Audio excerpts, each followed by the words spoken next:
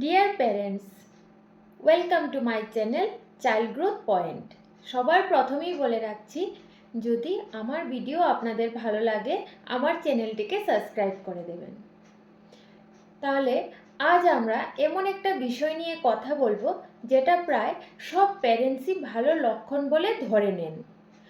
অনেক বাবা মা গর্ব করে বলেন, আমার বাচ্চা কোনোদিন কমপ্লেন করে না, ও কিছু চায় না, খুব অ্যাডজাস্ট করতে জানে, সব মেনে নেয়।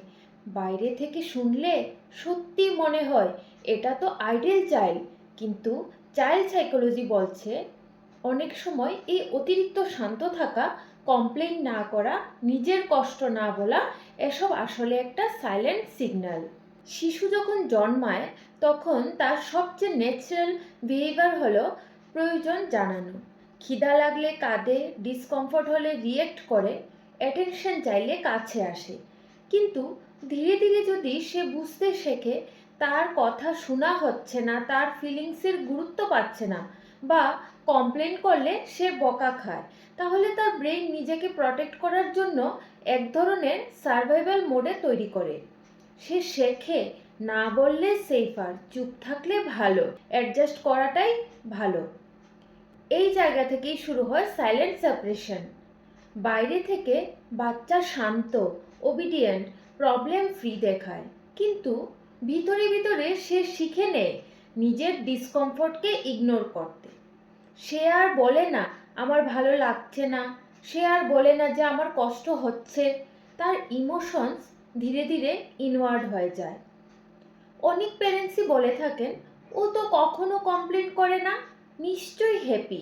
কিন্তু মনে রাখতে হবে, absence of complain is not proof of emotional health.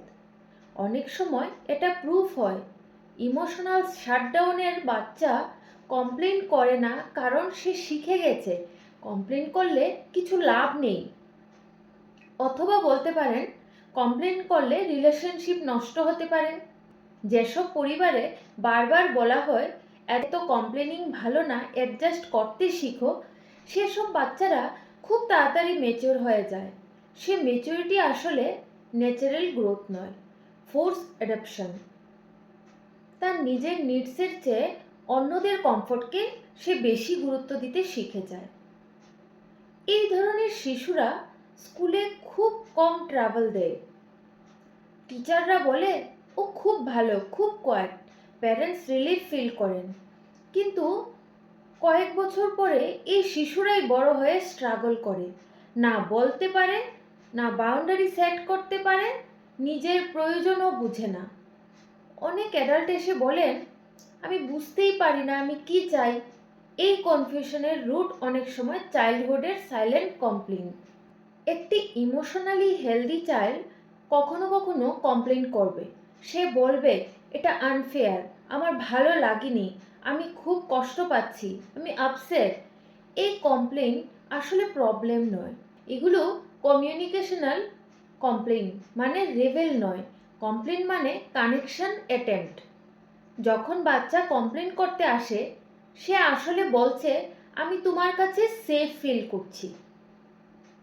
যদি বাচ্চা কখনো কমপ্লেন না করে, কখনো প্রটেস্ট না করে, কখনো ওর ভিতরের অবস্থা না দেখায়, তাহলে প্যারেন্টস হিসাবে আমাদের থামা দরকার, প্রশ্ন করা দরকার, সে কি সত্যি খুশি নাকি সে ফিলিংসগুলো লুকাতে শিখে গেছে।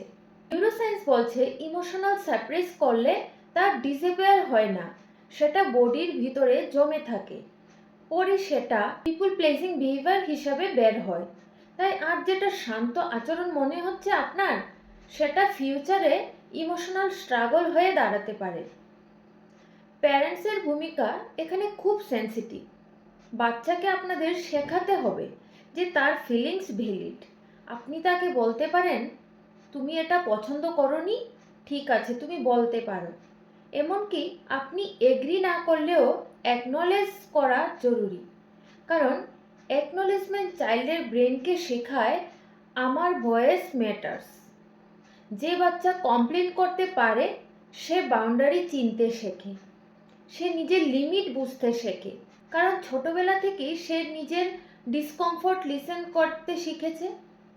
তাই নেক্সট টাইম কেউ যদি বলে আমার বাচ্চা কোনোদিন কমপ্লেন করে না, তখন প্রাউড হওয়ার আগে একবার ভাববেন, অবজার্ভ করবেন, সে কি ফ্রিলি কথা বলে, ডিসএগ্রি করতে পারে, আপসেট হলে কি আসেও আপনার কাছে, নাকি সব কিছু সাইলেন্টলি অ্যাকসেপ্ট করে।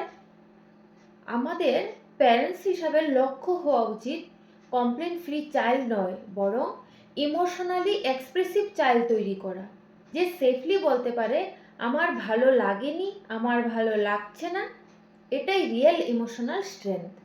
মনে রাখবেন, যে বাচ্চা কমপ্লেন করে সে কানেকশন খুঁজছে, আর যে বাচ্চা কমপ্লেন করাও ছেড়ে দেয় সে হয়তো হাল ছেড়ে দিয়েছে।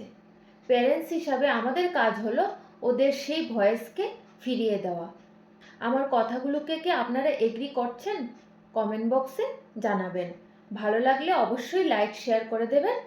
ভালো থাকবেন।